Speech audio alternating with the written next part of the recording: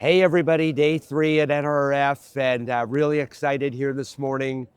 Second session of Talk Retail to Me with a really good friend, Freddy Guard from Snowflake. We're going to talk for a few minutes about what we're hearing, what we're seeing here at NRF, share some thoughts with you about all that is AI and Agentic, and we'll hear from the really smart guy right over here. Freddy, good morning. Good morning, Dan. How are you, buddy? Great to be with you again. How are your feet? Tired. Yes, me too. I am ready to be done. It's been a long few days, but it's been very productive and Awesome. great conversations. Awesome. What's been going on up in the booth? A lot of good conversations with customers, understanding about their business challenges, what they are excited about, and what they want the priorities to be. And let me guess, that priority is all that is AI and Agentic. Yes, so agentic commerce, as I'm sure that's probably the word of this NRF this year. It's been all about agentic. Everybody's talking about agentic, how to make it real. So it's exciting. That's great. I think the industry as a whole sees very excited about the possibilities. Awesome. Yeah, I couldn't agree with you more. And like we were talking about, it feels like there's been this evolution from unified commerce of last year into great, that was interesting. What we really need is to figure out how agents are going to help us deliver this future state of commerce. And I saw a really interesting presentation discussion at the Microsoft booth yesterday.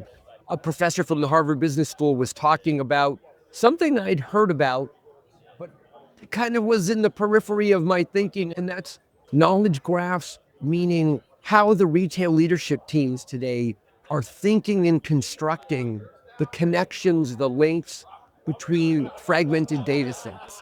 And as you and I talked in round one, data is where it all begins. Yes. What are your thoughts around that? Yeah, absolutely. So I heard an interesting statement in one of the talks I attended where they said agentic commerce has great promise.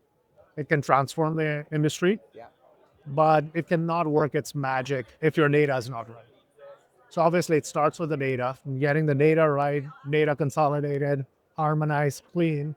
But then where knowledge graphs and other techniques come into play is with the semantic layer. Because you need the business context on all of these disparate data sources to be able to link it all together. Absolutely. What I heard in that overview, 3 key things that leadership teams are trying to solve for. They think in terms of knowledge graphs being the strategy that's going to solve fragmented data challenge. It's going to give them not just reports, but answers. And it's going to enable like this agentic future state. You can't just prep data. You need to apply context, like you were saying, to the data and say, well, I've got this SKU here that is my iPhone, but where is that SKU sold and delivered by supplier who? That's layering context to the data point. And I think that's critical for anything AI agentic to be achievable down the road. Absolutely. I mean, if you just talk about it in simple terms, right? What we are expecting out of agents is to automate decisions and actions. To be able to do that, you need timeliness of data and you need as complete data as possible, which means you have to bring in all this disparate data, do the non-glamorous work of getting all the data together to then start working the magic. But then, to your point, when you start following a process and a decision through, you need to be able to have a workflow mapped out so you understand what the process is and then automate it so that you can really have the agents drive the actions.